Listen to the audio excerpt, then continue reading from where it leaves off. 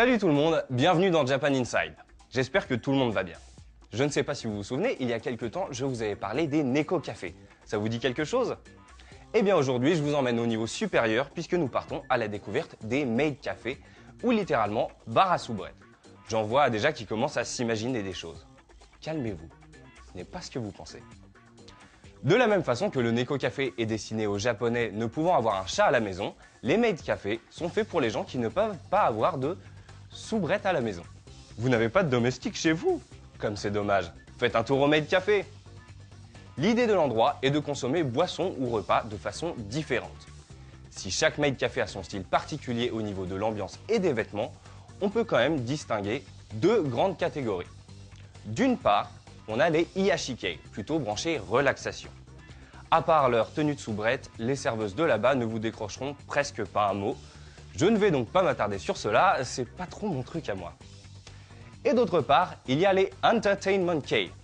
Eux, c'est plus genre faire des jeux, discuter, la vie la vraie quoi. Les Maid Café les plus célèbres sont d'ailleurs ceux qui ont su miser sur l'animation.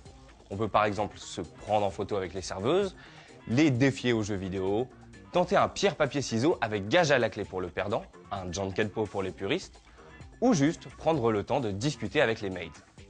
D'ailleurs, ce genre d'activités peuvent être tarifées ou non selon les établissements. Dans ces cafés, ce sont les maids elles-mêmes qui préparent les plats devant vous. Souvent, elles sont ultra créatives avec votre assiette. Les maid cafés ne sont pas, comme certains pourraient continuer à le croire, des lieux glauques et mal fréquentés ou des couvertures pour réseaux de prostitution. Même si, il faut bien l'admettre, le succès du concept repose sur un fétichisme plus ou moins assumé des clients. Mais plutôt que des pervers, on voit en fait beaucoup de jeunes, énormément de touristes et même de plus en plus de filles fréquenter les maid cafés qui sont devenus de vrais lieux de rencontre pour otakus et otakettes. Pour quand même éviter tout éventuel problème, les maids sont étroitement protégées et choyées à chaque instant. Les serveuses sont là pour divertir les clients, il n'y a pas de mal à ça. Et le job n'est pas du tout dégradant comme certains pourraient le penser. Certaines maids sont même devenues des idols, comme Arisa, une ex-employée du café Mailish qui s'est transformée en star de la chanson. Si vous passez par Tokyo, sachez que les maid cafés ne sont pas faciles à trouver, mais les plus anciens et donc plus célèbres se trouvent dans le quartier d'Akihabara. Vous trouverez toujours une maid distribuant des prospectus pour vous indiquer le bon chemin à la sortie du métro. Eh, mademoiselle, mademoiselle, désolé, je vous laisse, on se voit la semaine prochaine. Mata kondo!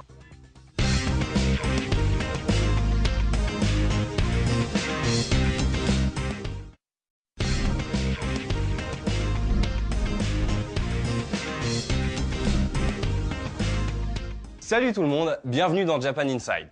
J'espère que tout le monde va bien. Je ne sais pas si vous vous souvenez, il y a quelques temps, je vous avais parlé des Neko Café. Ça vous dit quelque chose?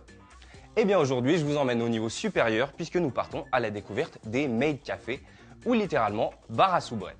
J'en vois déjà qui commencent à s'imaginer des choses. Calmez-vous, ce n'est pas ce que vous pensez. De la même façon que le Neko Café est destiné aux Japonais ne pouvant avoir un chat à la maison, les Maid Café sont faits pour les gens qui ne peuvent pas avoir de soubrette à la maison. Vous n'avez pas de domestique chez vous? Comme c'est dommage, faites un tour au Maid Café. L'idée de l'endroit est de consommer boissons ou repas de façon différente. Si chaque Maid Café a son style particulier au niveau de l'ambiance et des vêtements, on peut quand même distinguer deux grandes catégories. D'une part, on a les Iyashikei, plutôt branchés relaxation. À part leur tenue de soubrette, les serveuses de là-bas ne vous décrocheront presque pas un mot.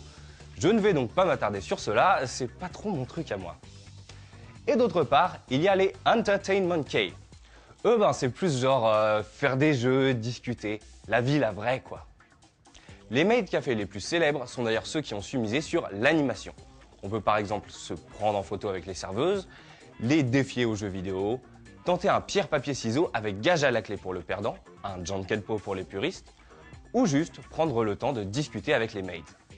D'ailleurs, ce genre d'activités peuvent être tarifées ou non selon les établissements. Dans ces cafés, ce sont les maids elles-mêmes qui préparent les plats devant vous. Souvent, elles sont ultra créatives avec votre assiette. Les maid cafés ne sont pas, comme certains pourraient continuer à le croire, des lieux glauques et mal fréquentés ou des couvertures pour réseaux de prostitution. Même si, il faut bien l'admettre, le succès du concept repose sur un fétichisme plus ou moins assumé des clients. Mais plutôt que des pervers, on voit en fait beaucoup de jeunes, énormément de touristes et même de plus en plus de filles fréquenter les Maid Café qui sont devenus de vrais lieux de rencontre pour otakus et otakettes. Pour quand même éviter tout éventuel problème, les maids sont étroitement protégées et choyées à chaque instant. Les serveuses sont là pour divertir les clients, il n'y a pas de mal à ça. Et le job n'est pas du tout dégradant comme